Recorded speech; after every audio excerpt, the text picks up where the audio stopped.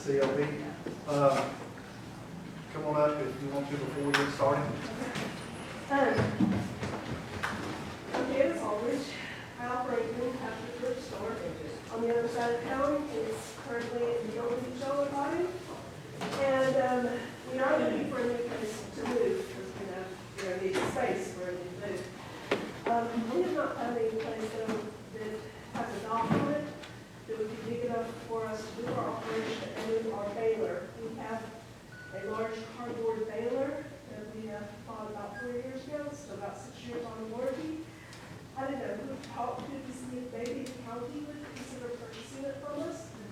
And that would also give us some funds to go and live in another place, because we're kind of like in a bind right now on where to go and what to do with all this. So I was just wondering, I didn't know who could address or who to bring it up to. And when you purchase that building, would you consider buying our baler from us? It is movable, it's just not easy, but it is about 12 foot high. Large eye. And which building is that? It's the old Walmart building, it's on the dock there. That's probably more of a school system. Maybe the top of the school system. Okay. Where would they, Casey Kelly. I'm not sure when they have their meeting, but when we get somebody on the school board, they let you know. Or they give you an address. And they all are also like going in to find it, I don't know how much time we have, because it's actually ordinance.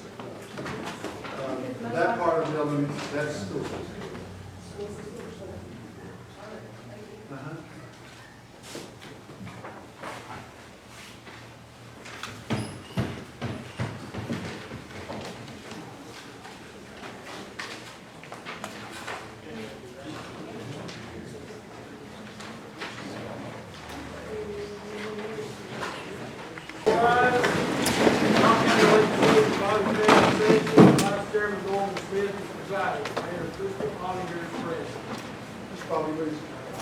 Dear Lord, thank you once again for the help. Give us, Lord, which was over us tonight, Lord, and just from everyone that's here tonight, Lord, is coming on this next month, Lord, and everyone that's leaving this coast and these seats here, Lord, and just let us do your work, Hill, and have the county in mind. In Jesus' name we pray. Amen. Allegiance to the flag of the United States of America and to the republic for which it stands, one nation, under God, indivisible, with liberty and justice for all.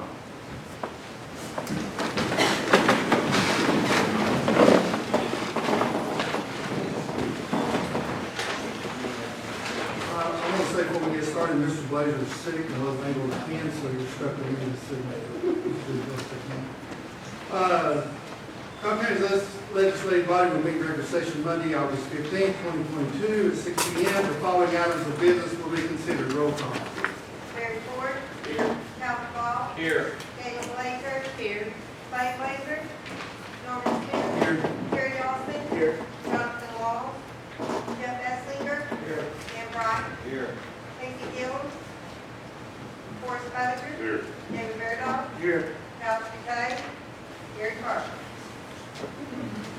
None present. Five absent. Mr. Carter was in a meeting in Gatlinburg. He said he was on his way to All right. Next thing on the agenda is approval of minutes. We have a motion to approve. Mr. Ball, we have a second by Mr. Ford.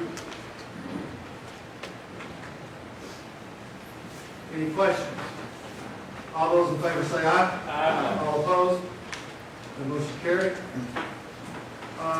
In the matter of Curtis Sutton, Executive Director of Tennessee Emergency Communications Board, addressing the board regarding E911. This is Mr. Sutton. Yes, come on.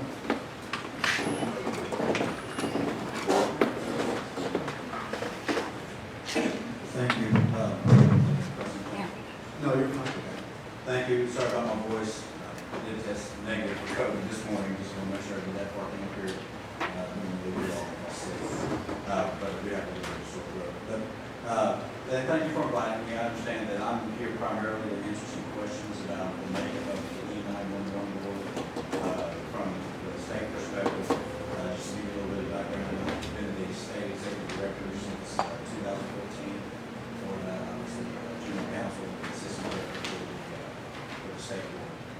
what we do is we are here to support local emergency communications districts, which we refer to generally as ECDs.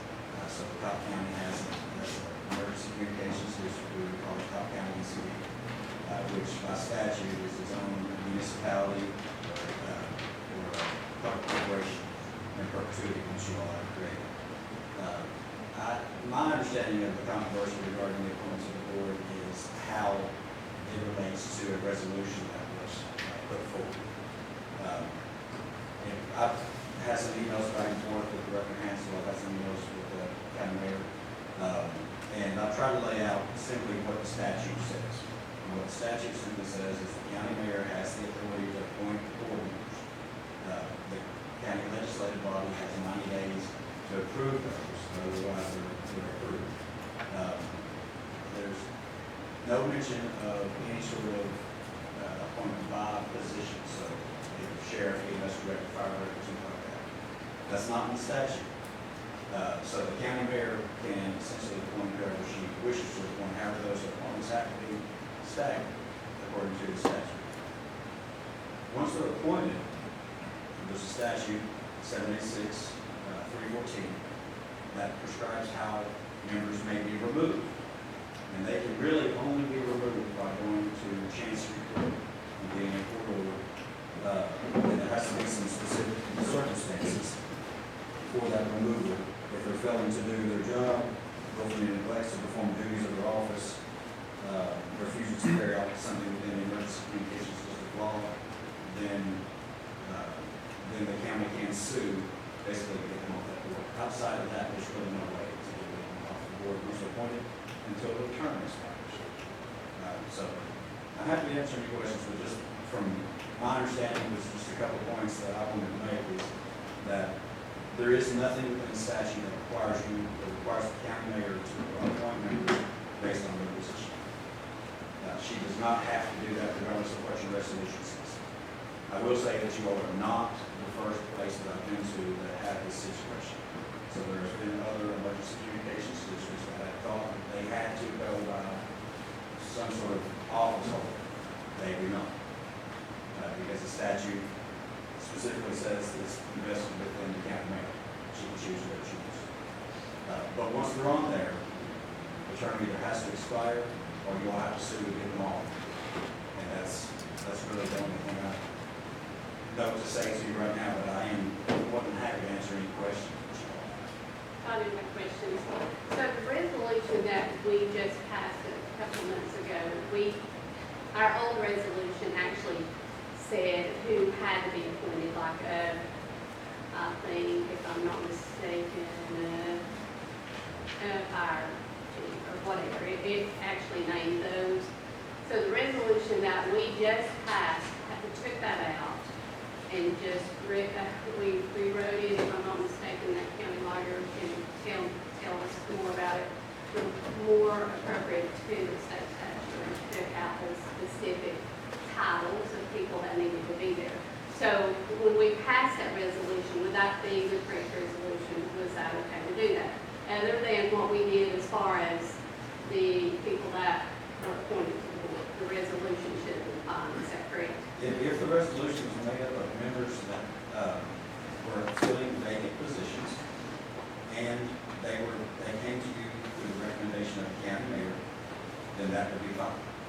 If not, then you all have overstepped the county mayor's authority to recommend somebody, and you haven't taken into account whether or not those positions were already vacant. So you're effectively removing somebody from the board that you can't legally do until you go through Chancery Court. I think actually we had created the resolution that reworded the original resolution. We passed that. And then in another action, a separate action, we were told we were going to replace all these members with the mayor's nominations. We did that, if I'm not mistaken, we've done that. So what we really need to do is just rescind that last action, the appointments, because it's null and void. It's a violation of any kind of law. It can't be binding. So we just need to do away with that, continue on the way we're going. Well, what we had recommended in a couple of emails was to actually go back and figure out whose term is valid and whose term has expired. And I think we did, I mean, I think we know that tonight whose term is valid and whose is expired. So those could be filled, actually, correct? If they're expired positions, they can be filled. Okay. Yes. And that's the only really, that's probably the only, I know that our county attorney had talked to some people in your office and had really honestly gotten some bad advice for that because she was told just to start with a whole new board. I think there's some confusion on what was said there, Mhm. but to us, a resolution is not really necessary. So you can just take a vote on the people that the county mayor puts forward on the ballot. But I think our resolution specifically said these people had to be on there, those positions had to be. And So that's why we changed it to take that out so it would be less sort of. And let me say that nobody in my office has looked at any of these resolutions. We've not seen the first one, we haven't seen the one that you presented, we haven't seen this new one. So, you know, we've been kind of flying a little blind here, just trying to stick with what's in the statute and guide you all the best we can guide you. We don't have a dog in the fight as to who's on your board, who's on your local board, as long as it is consistent with the statute. Folks were appointed in the proper way, and they were replaced when their term became expired, or they were removed through 76-314, or they resigned. However that works out, and however you all decide to do it, that's your business. That's enough of the state interferes. We just want to make sure that everything is on the up and up when the appointments are made, and I think there's a lot of confusing information on that. Anybody else have any questions for Ms. Sutton? Thank you for coming. You're welcome. Yeah, it's been a few years since I was here. So, we have 4 vacancies right now. They're totally expired. Should the mayor appoint members to that vacancy and basically ignore the resolution requiring the positions at this point? Right, as I said, the statute allows the mayor to appoint directors. It does not have to fall by a particular office that is not in the state statute. Any other questions? So we have, on that new resolution that you all put in, it said about 9 new, so we did. But it really should have been 5 new, so the 4 are still in. I have a number here. And I'll also let you know, just while I go with that, this happened at the state level as well. So when I first came to the state board, the Secretary of State had confused 2 of our members, and it got all of our appointments off track. And so what I wound up doing was actually starting from the members that we had and working the way back to figure out the terms and when they were appointed and when they expired. So we've actually had to do this at the state level. I just want y'all, you're not in any trouble. The state's not coming in here to tell you to do one thing or another. These things can, because they're created so long ago, and get reappointed and they step down, these things can get off track. But it's important to keep them on track, otherwise you wind up in these situations. Right. Anybody else have any questions? Thank you, Mr. Sutton. Thank you. I'd like to make a recommendation, Mr. Chairman, that since we're only 2 weeks out from change of leadership, and we'll have an entirely new board, I think we should wait and let the new county mayor and the new board make this decision. Who goes on and who goes off. We've already done it wrong the first time, we just fall back, regroup, and let the next person take care of it. Well, according to Mr. Sutton, it's the mayor's right to appoint when she wants to. We have 90 days to approve. So even though, according to him, according to law, even if she wants to approve, even if she wants to appoint or make recommendations, this board does not have to approve tonight. According to law. Anybody have anything else on this before we move on? I would say, because of the last resolution that was in place, people were already appointed as people have to be unappointed or something, and there's only certain ways you can do that, so I'm not as comfortable doing anything right now either, because we just ran into not properly from the previous resolution, now there's another resolution, and that would be 5 people that have to be removed from that as well, in whatever the proper channels are. I don't think if the county attorney would take a look at his point of order in law, we created that entire list of the top 5 people. We had, how many was on the Nine. That appointed all 9.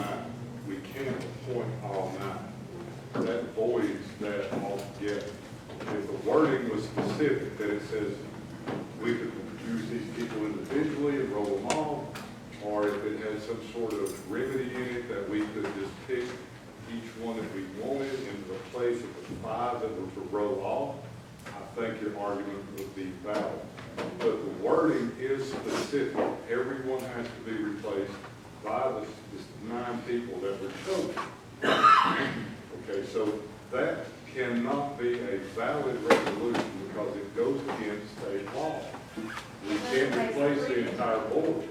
And the wording in a resolution is specific. Well, we could do this based on an Attorney General opinion, the Attorney General opinion 1129. There was an improper board put together, basically kind of similar to this, where it just wasn't, the resolution wasn't correct. What they did is they did make a new resolution, and they did an amendment, basically, saying that everyone new appointed will fall under this new resolution. And then everyone old will roll off at their current terms under the old resolution. So we could keep the members, and there's 5 members within that term. They could continue on, finish their term, and then we could amend it, the new one, to basically follow this. Attorney General's opinion is just that Attorney General. So there's an Attorney General from 2012 that says specifically that we can't send a tied election into a runoff. Yeah, but they And changed the statute after. legislative came back and changed that. Attorney General's opinion is just an opinion. Well, It's not a rule of law. I agree. well, it sounds to me like there's a whole lot more thought and process needs to be put into this, and we're not meeting tonight to solve this one issue. I mean, it's pretty complicated. And I would suggest that the new board come in place, they work out the details, and then we make a move, the new board makes the next move. Does everybody agree with that? On it, Mr. Chairman, with when you say the new board, The new CLB. the CLB, gotcha, okay. Yes. Yeah. Not And the the 911, Right, the right. board coming on. Yeah. This is gonna be, I mean, this sounds, again, I'm not trying to put words in the mayor's mouth, but she's a little confused also, of what needs to be done. So there needs to be a little more investigation put into this, but I don't think we can sit here for an hour tonight and hash this out. And the existing 911 board continues to serve in their current Does status. it make a motion to send this, table this until the next meeting, or just move on? There wasn't an action item. right? So there's no action item needs to be taken. All right. Next thing on the agenda is election appointments and reports. Notaries, Hans Faust, Mark Stanford Paddock, Jessica Carruthers, Heather Chantel Holt, Cynthia Audrey Quinton, Connie Frisbee, Melanie McCollum, and Christina Lees. I'll make a motion. Mr. Ball, seconded by Mr. Clement. We have a motion to approve. Any questions? All those in favor say aye. Aye. All opposed? Next thing on the agenda is a matter of accepting the following annual report from trustees.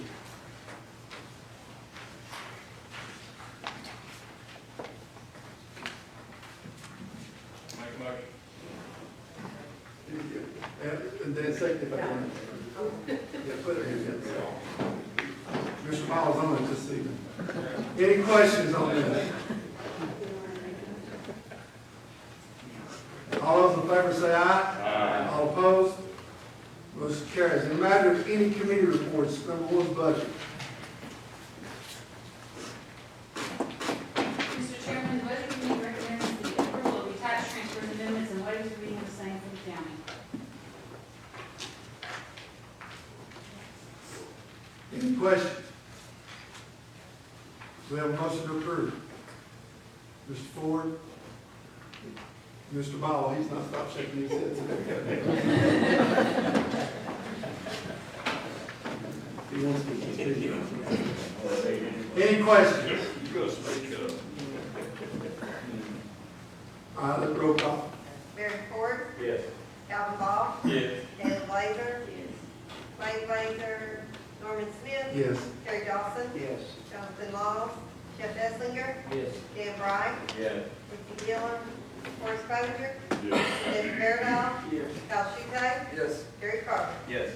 11 ayes. Mr. Chairman, the Budget Committee recommends the approval of the attached transfers and amendments and waive the reading of the same for the school system. We have a motion to approve. Mr. Ford? Mr. Bryant, second.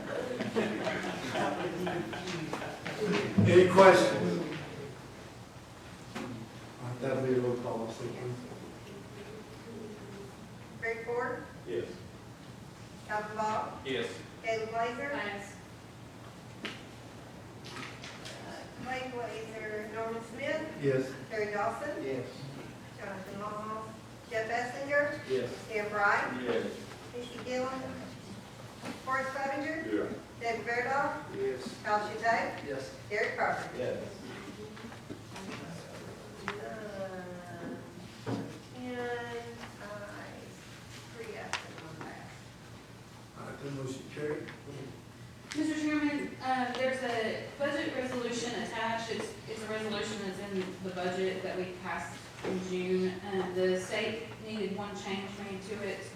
I've made that change, one number carried over. It's a prior year number. I changed it, made a current year number. That was a cell error on my part. Other than that, nothing else changed on it. Any questions? Well, first of all, we have a motion to approve. No. Mr. Blanford, do we have a second? Mr. Vernon? Any questions? If not, let's do another roll call, please. Mary Ford, Yes. Calvin Ball, Yes. Caleb Blazer, Yes. Blake Blazer, Norman Smith, Yes. Terry Dawson, Yes. Jonathan Laws, Jeff Esslinger, Yes. Dan Bright, Yes. Casey Gillen, Forrest Clevenger, Yes. David Fairwell, Yes. Kyle Schulte, Yes. Gary Carter. Yes. Okay, 11 ayes, 3 absent. Mr. Chairman, the only other thing I have is that I'd like for it to be read in the minutes that the approval letter from the state for the budget was issued. Thank you.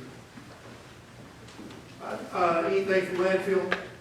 I just want to throw this out there. We're continuing to have problems with tardiness of the pans and compactors being picked up. We're doing the best we can to get them to do it. We've had every excuse under the sun while they're not, but hopefully we're going to rectify that under a new contract maybe. We should be any day now going into the new, we're at the point of bringing in T-Deck. And once they put their blessing on it, then we're ready to roll on the new landfill. So all of the things, the little checklist has Yes, been, they've everything's been gone done. over it and they brought in another checklist. I think they're just trying to be more than safe on this because of the history of it. So we've had like more checklists. But I've been up there, they were sowing grass and all these little things, and they got those done, and according to the chin, we're at T-Deck level now. And as soon as they come in and check it, we're ready to go. So it's just a matter of them coming. Anybody else have any questions for Mr. Vernon? All right, I'd like to add this when we're talking about pans. Since I won't be here, my counterpart needs to think about this too. When this big contract comes up to bid, it can be looked at, we can have we don't have to have an all-inclusive bid with GFI. There is another player in the game, Quality Waste is now able to bid or non-compete. I've talked to Mr. McGuffin several times about this, and what he recommended that we put the bid out in several different portions, hauling, disposal, different things, and make it more competitive, because right now, there's only one game in town, and they're able to do what they want. that discussion's already been taken place. Yes, we talked about that. Right. Yeah, more good. Well, I mean, we just gotta get the contract. Anybody else? All right, anything in general, then? Normally, Public safety. We didn't have a meeting, but I just want everybody to be aware, and it's probably on the agenda down here, that there's coming up, we are gonna have to, as a board, appoint 2 civil service board members, so just want everybody to be aware of that. We'll have a meeting probably to talk about it, actually, give us the letter to the individual. All right, anything to purchase? normally, In a matter of report from county manager. I just have a couple of really quick things. I did want to let you all know that back in April, I asked y'all to do a resolution to apply for a community development block grant for recovery housing. And I got the award letter, just a couple of days ago. We were able to get that grant. I think they only awarded 2 across the state, and we were fortunate enough to get one of them. So that is fixing to start on that. That's the one where they're going to use these funds to fix the memorial building for those programs. The only other thing is, this is our last meeting, and I just wanted to thank you all for your service to the community. It's thankless a lot of times, it's tireless a lot of times, but it's been a pleasure to work with all of you, and Cocke County is better off for you all having served, and I appreciate you all. Thank you, Mary.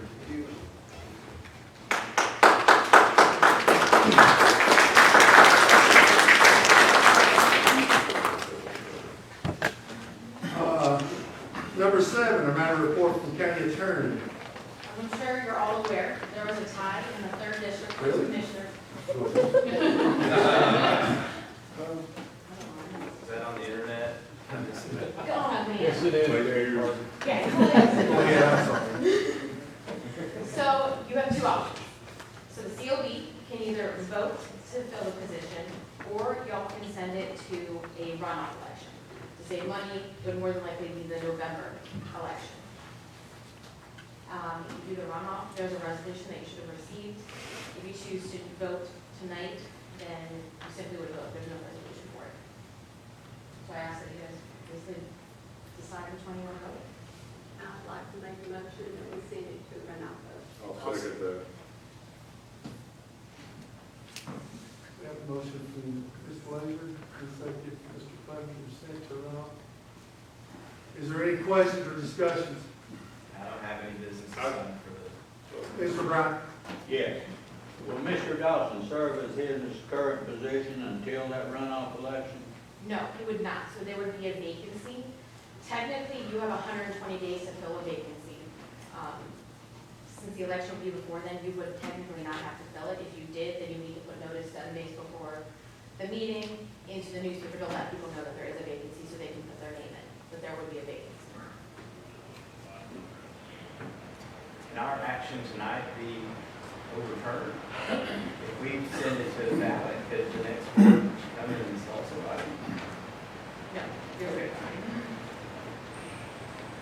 Mr. Chairman, I know the other person is in the audience, that's involved in this tie. Would it be okay if he introduced himself to the CLB at this point? If they Board would- okay with that? Yeah, I prefer. Okay. You prefer? Mr. Stephanie? How y'all doing? My name's Tracy Steph. I'm from Bayview, obviously. I'm in District 3 and looking forward to hopefully working with y'all after whoever left and going back to the campaign trail. And I have to have a bell tone if I win, because I can't hear anything. Thank you. All right. Anybody else? Anything else? Any other discussion before we move on this resolution? Terry, you have anything to say?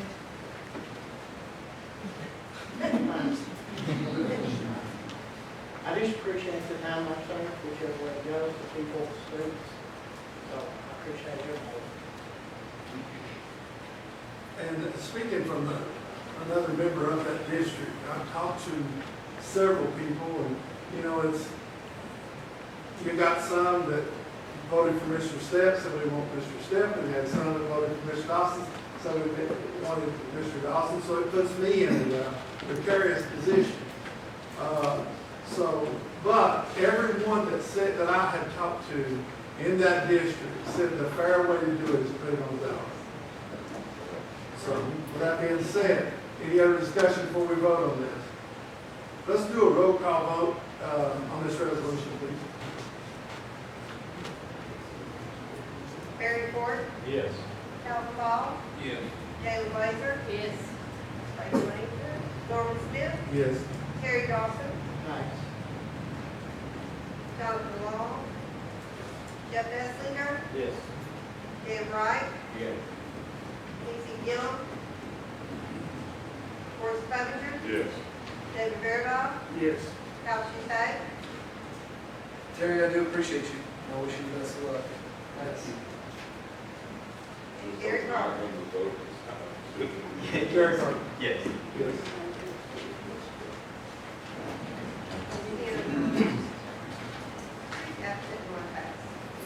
That motion carried. Number 8, in a matter of report from the county commissioners, if any. Yes, I'd like to say it's been a blessing over the last several years, served on this board. Sat under 3 different mayors. It's been a blessing, learned a lot, and met a lot of good people. And if I can help anyone on here anytime, just call me, I'll be there. But I really enjoyed it, what time I served here, but I'm going to have some surgery next year or two. I'm going to be missing a lot, and I just don't think I'd be man to do the job if I run and go there. I need your prayers, and I appreciate everyone here. Thank you, Mr. Long. Anybody else? All right. Number 9, a matter of report from county partnership. That copy is enclosed. Anybody have any questions for Lucas? Number 10, a matter of report from Priority Ambulance Service. That copy was enclosed. Number 11, a matter of report from Cocke County Beautiful. The copy was enclosed. And a matter of report from Friends of Animal Shelter. The copy was enclosed. 13, a matter of report from Cocke County Corrections Partnership Committee. The mayor.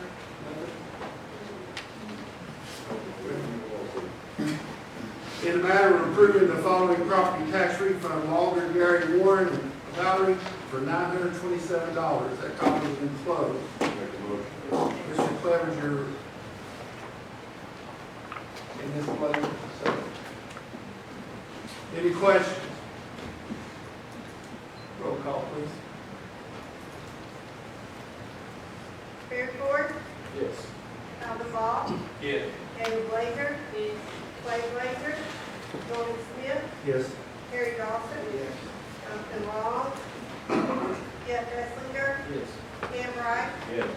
Casey Gillum, Forrest Clevenger, Yes. David Verda, Yes. Al Champagne, Yes. and Gary Carter. Yes. 11-3. Number 6, new business in the matter of Love Henderson presenting certificates to the outgoing commissioners. I understand that Ms. Henderson is sick. Yes, so I'm gonna do that for her, so. I don't have mine really quickly. Really quick. I will do it really quickly. Love contacted me last night, actually, she's got COVID, so she definitely wanted everybody to just give her a prayer. That she always, the last few times, I guess, that the commission and people have left or whatever, has given certificates of appreciation. So I'm gonna do that really quickly. Says Norman Smith, I'm not taking it. So the first one, she just really, I think it is appropriate that we give appreciation to people that deserve it and people that spend their time, on behalf of the county's business. I feel like it is, you do make it appreciated when you step up and do what you need to do for the county. So the first one I'm going to give is Ms. Crystal Oliver. Appreciate you, Ms. Crystal. Calvin Ball, and Barry Ford over here in the first district. We're going to have to take these things right here. So thank you, guys.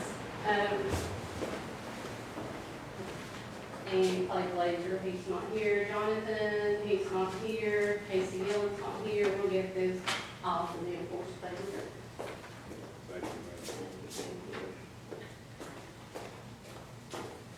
you, And we also have House UK, Gary Carver. Gary's looking on. Thank you, guys. I appreciate it. It's been a real pleasure, I'm just gonna have to say for you all. I've learned a lot from you guys over the last 4 years, so it's been a pleasure even for me to work with you and Shalay before Giles. She did one for Shalay because she was on the CLB, so we'll get that one to Shalay. And I think that was everybody. I gotta give one to Brittany Vick because she was up county attorney and, she's a pretty just thank you for making her. And let's see, and I think that was everybody. Did I miss somebody? I hope we haven't.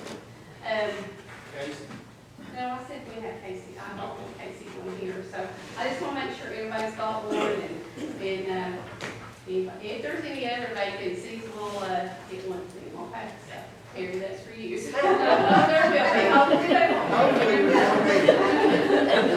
you, guys.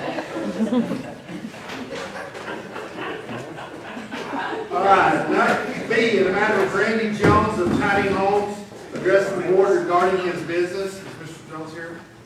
Come on.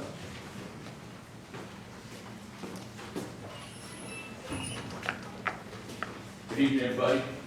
Thanks for letting me have this time in front of you.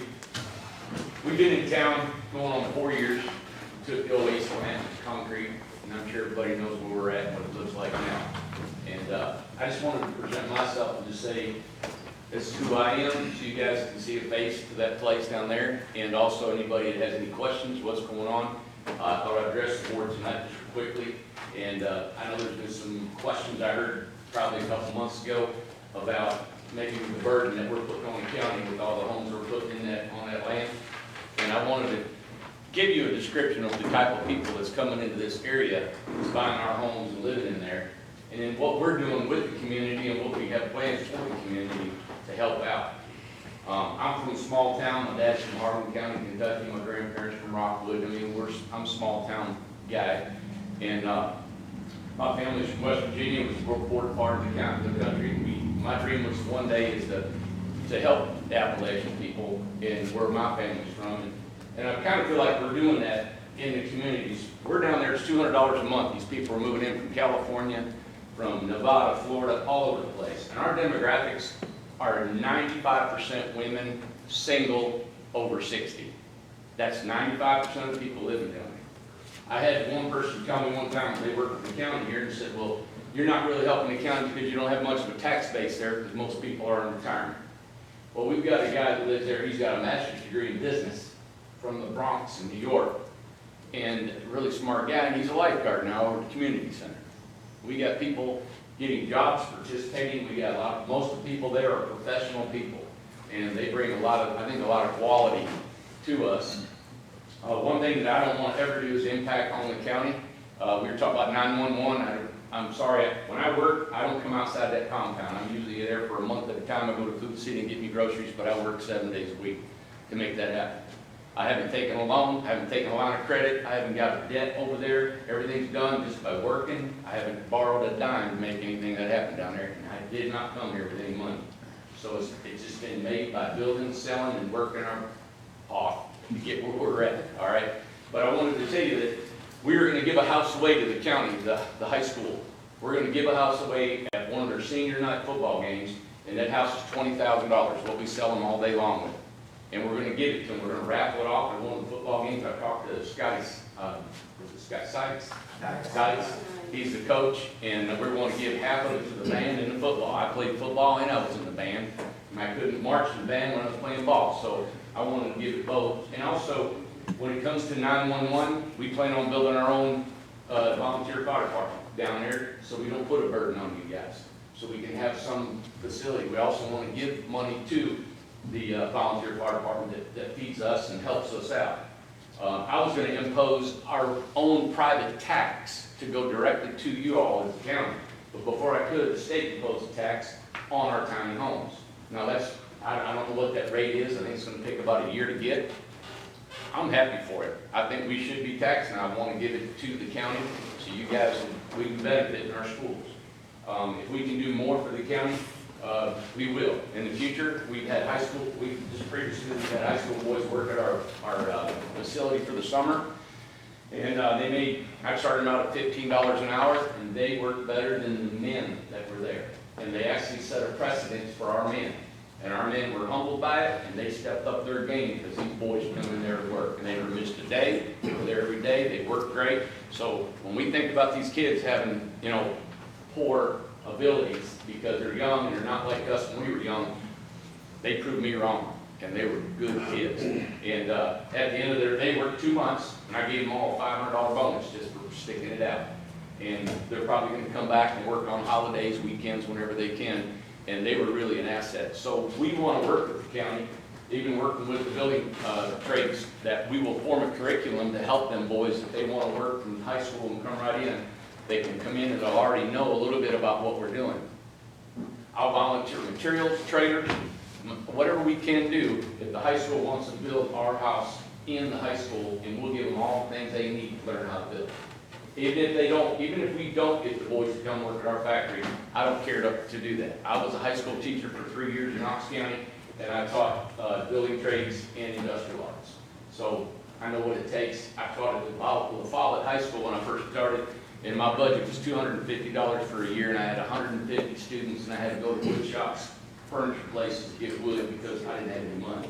So when I see their high school, I toured through the vocational department. I think it's a great facility. I think the men and people there are very dedicated to what they do from what I've seen. But I just wanted to give you an introduction to who I am, what we're doing, where we're going. We have 160 acres across the street from the ACE plant. We've got 85 lots that are almost done. We hope to be done by the first of the year. 85 people are moving in there, and there's homes going in. We got your city water and sewer. And it's just a beautiful place. I don't care to bring tours down there if you guys would like to come and see what we're doing and be abreast of what we're doing, where we're going. We just started a factory line of a house, and the house is only 8 by 16. I personally live in that house. It's 128 square feet. And now we've sold probably about 180 of those homes. We can build 5 a day. And so it's about 800-900 homes a year that we can put out. 35 men build these houses. So I've devised an assembly line that starts the raw trailer, houses out in 9 hours. Not like Clayton's where they build a house in 15 minutes, but I'm proud of the fact that we can get a house out in 9-10 hours. So it's 5 a day, and it's impacting the homeless. In Florida, the AARP is calling us. There's a lot of people saying we can't find a home. It's a complete kitchen, living room, bedroom. It's got everything in it, and it doesn't take anything to eat. So we're proud of that coming on, but there's 35 men working there. When we're in full production in about 2 or 3 weeks, we're going to offer $30 an hour for every man that works there. And we've surpassed Phoenix and Sunoco, from what I hear, next door to us. And we come out with raw pavement 4 years ago with nothing. And me and my boy built the first Quonset hut building down there, you guys probably seen, and we did it with a pole strapped to a forklift, putting trusses up that we designed on the ground. So I just want to let you know that I'm from the roots and hardworking, and I'm a carpenter, all right? And what you see is how hard work and just putting it to it has brought us to where we're at. And I want to thank you all for the liberties that you've given me to be able to build down there. And I want to tell you that I know that you don't have zoning, and I know you don't have a lot of codes and building codes. But I was a licensed contractor for 30 years. I just want to let you know that whatever I do down there will be done as the best of my ability to make it look beautiful and be an asset to your community.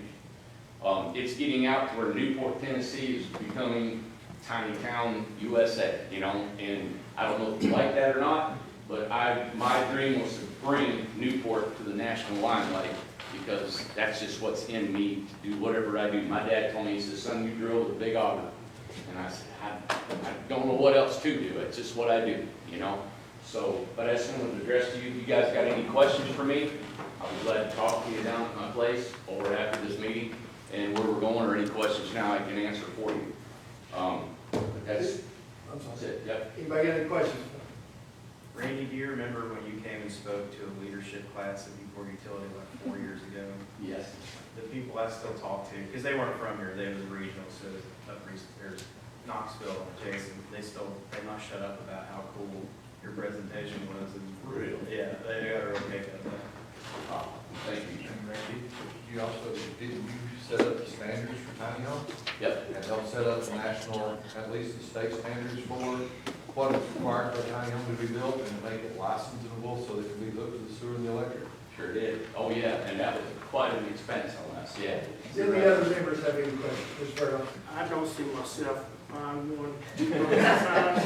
Right. But is there a lot, demographics, are there a lot of children living in, or is it mostly upper age people? Yeah, like I said, 95% of those homes down there are single ladies over 60. The other 5% are men. There are no kids there. Okay.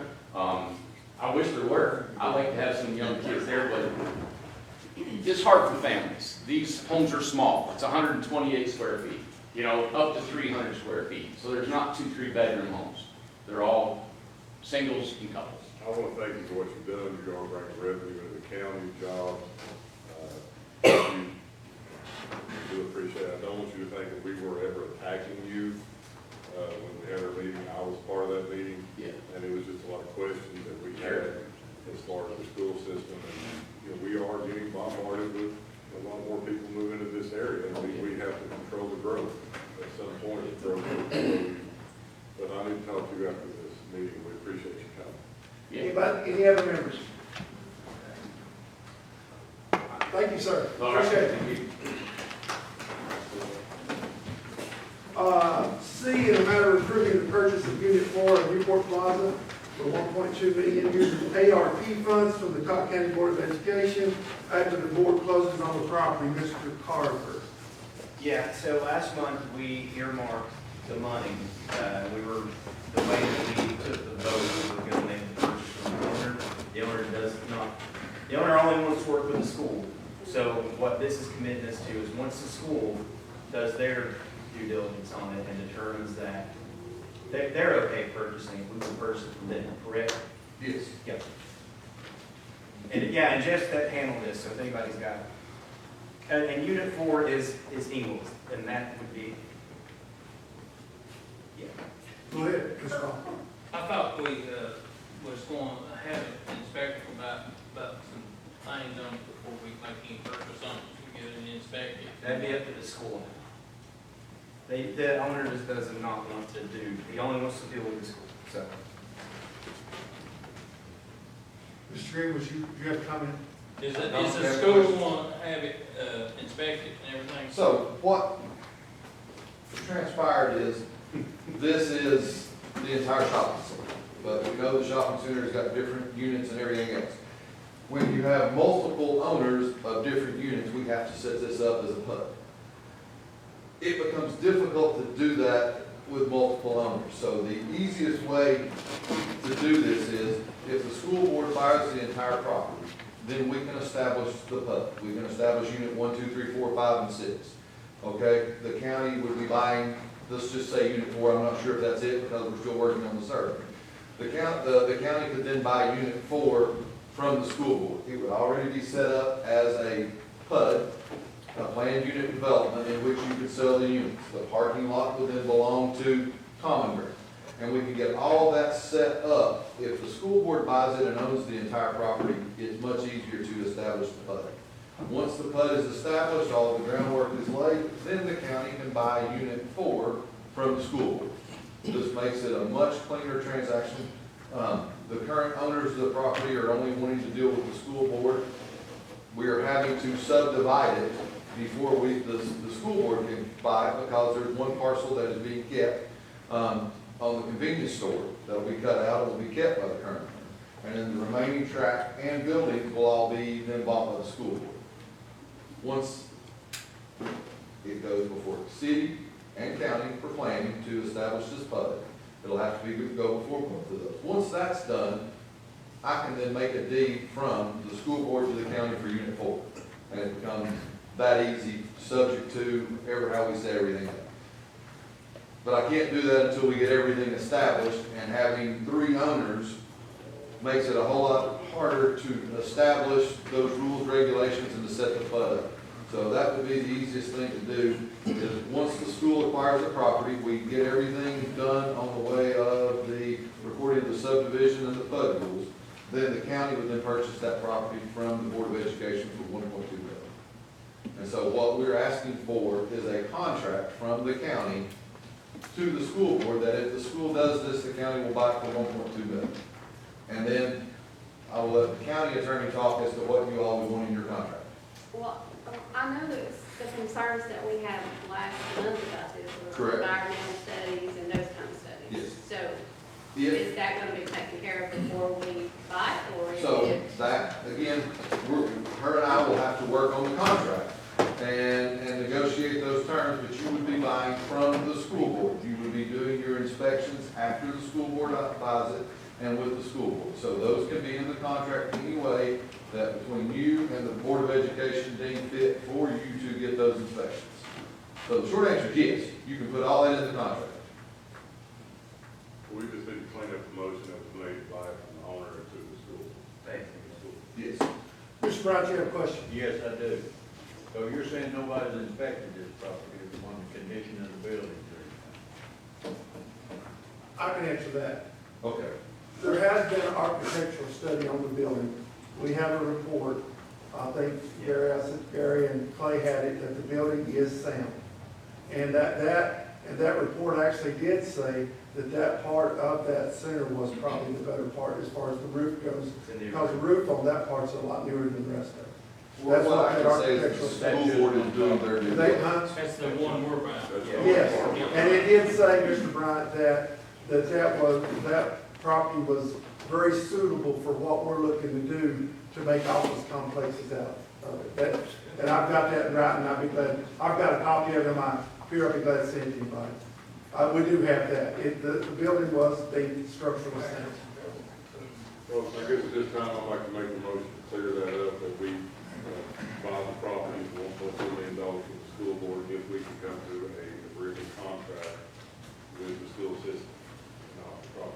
All right, so we have a second, then from Mr. Shute, is that right, or you have a question? So we have a second. Any other questions on that? And just to be clear, this is money, this is not local tax money, this is ARP funds that can only be used for certain things. And this is an opportunity for this county to do something that we will not be able to afford to do on our own in the future, making suitable offices and suitable room for some of these county offices, like your election commission, your UT ag departments, and all this other stuff. How much are we paying monthly just for rental, for space right now, like 3 or 4 offices? We're paying several thousand. I'm not sure. a month. But anyway, Well, yeah, right now, if you're building at $250 a square foot, this is coming in at 42, 47, I think. I mean, it's less than $50. It's a fifth. yeah, it's fit to the cost, it would be built. And it is contingent that we have a workforce. Any other questions? I will take a roll call vote to approve the purchase.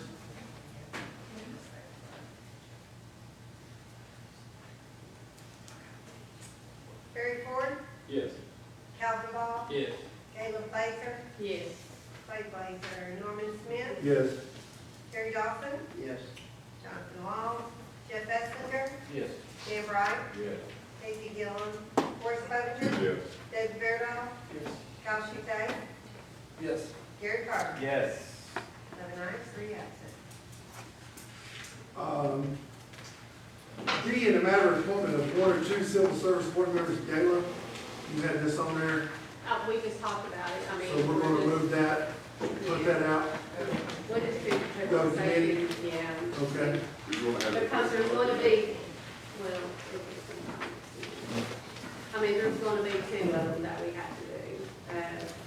I think one resigned and then Chip Alley, and one gets election, we have to count. There's 3. So you're asking it to be pushed out to next, Yeah. okay. Next month, yeah. All right, any questions about that before we go on? All 3 are resigning. All right. E, in the matter of the Cocke County Emergency Management Director Joe Esway addressing the board regarding an issue from the July CLB meeting. Here, Your Honor. Mr. Chairman. Mayor-elect Mathis, good to see you, sir. Yeah, I think there was a miscommunique on the agenda. I'm not here to talk about what happened last month. I'm here to bring two things though. The first, everyone's asking what the update is on Ms. Claudine Whaley. She was a 76-year-old female that not currently diagnosed with an altered mental state, but her family believes she was well on her way to that. She went missing out of Gatlinburg last Sunday evening, and a silver alert was issued from Gatlinburg PD. We pulled surveillance video from Grassy Fork, Volunteer Fire Department Station 2 and Station 1, and we were able to pick up her vehicle on the cameras, which led authorities, the Sheriff's Department, to Gulf Road. Vehicle was found. The front driver's side tire was disintegrated off the vehicle, indicating she may have gotten a flat tire. Either didn't realize it because she was on gravel, or just didn't know what to do because she was in a strange area, just kept driving. That caused the other front tire to disintegrate as well as the ship and weight. So the vehicle wasn't found abandoned. Initially, several search dog teams were called out. We thought we had a scent on the first day of searching, but that turned out to be nothing. And there's been ongoing searches for several days since last, I believe, Wednesday when the car was found. So we had about 60 volunteers from neighboring counties to give our responders a bit of a break. They really pitched in and scoured the area, but I'm sad to report that we don't have anything today.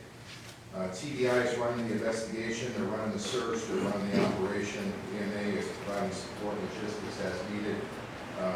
Every searcher's phone had the app Calpapo installed on today, so TBI will go back and take a look at the tracks that all the search teams walked, and then from there they'll develop a plan on where they want to go for next. So, still unclear if she was the one driving the car. The surveillance video doesn't tell us that. It's just feasibility. But at any rate, the car's been recovered, and we're still looking for Ms. Whaley. So, second thing, I'm sorry, any questions? Our office is being flooded with phone calls from the media. As you all know, I do not respond to media requests until I'm ready to respond to media requests, and that's only through a redacted after-action report that the county mayor and the sheriff have to approve. So I'm referring all media inquiries to TBI for comments since they're running the investigation. The second thing I have to brief is a grant.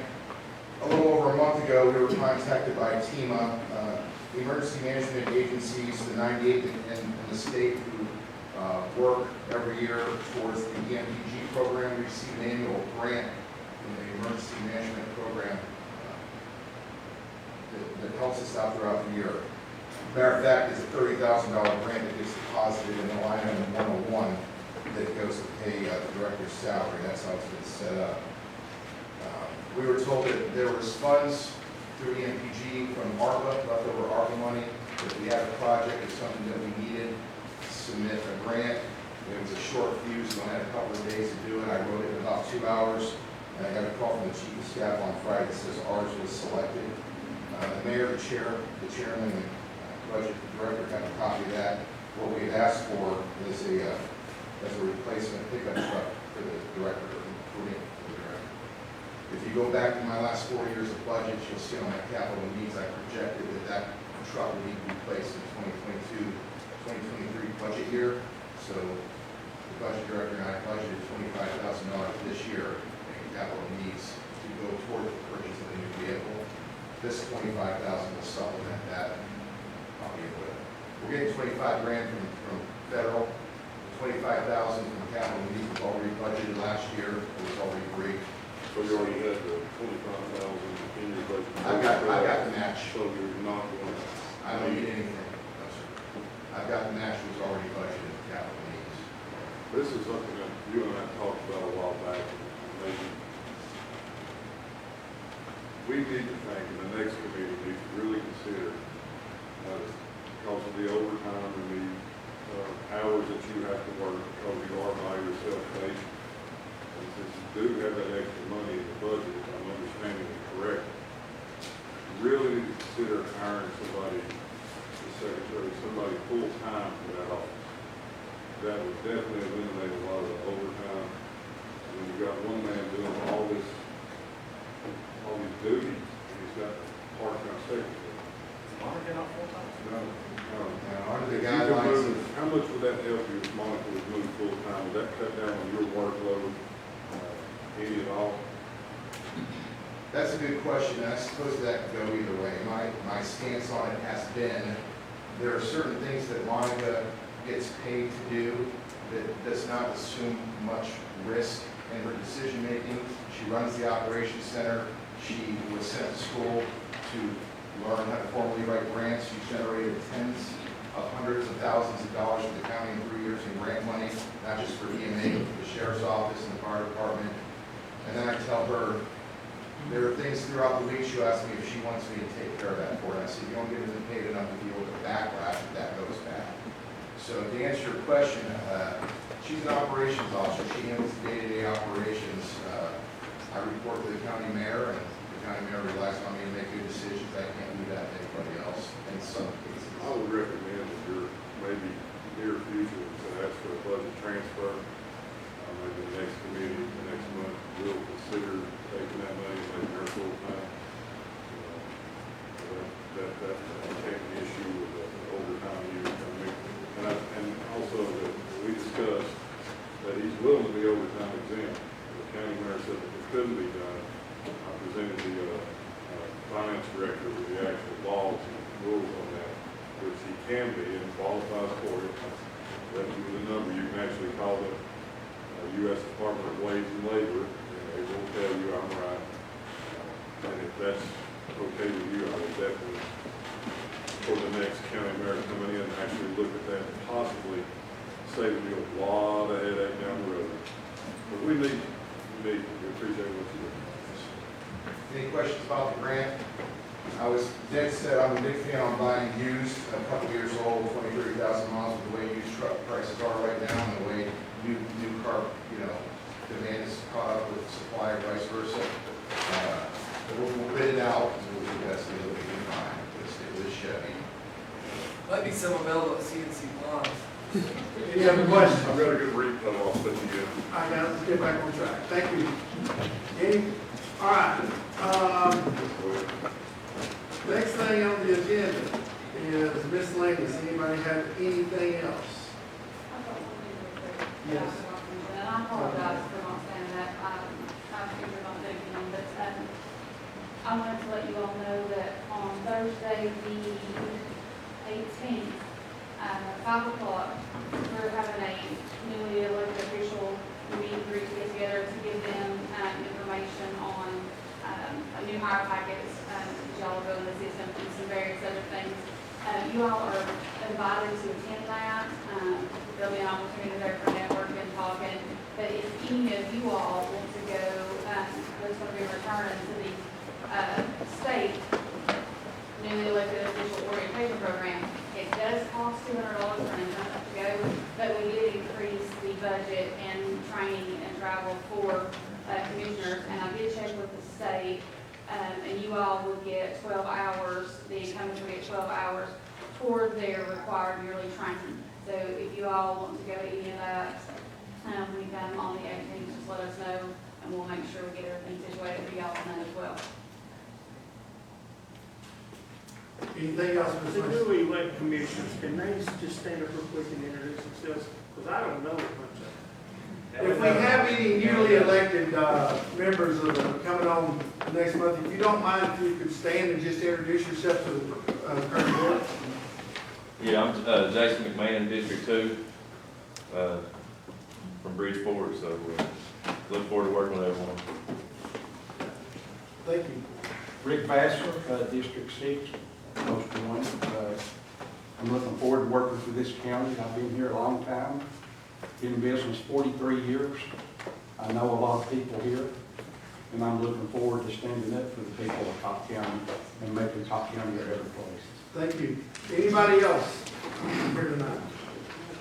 All right. Motion to adjourn. All those in favor say aye. Aye. Thank you. Mary, it's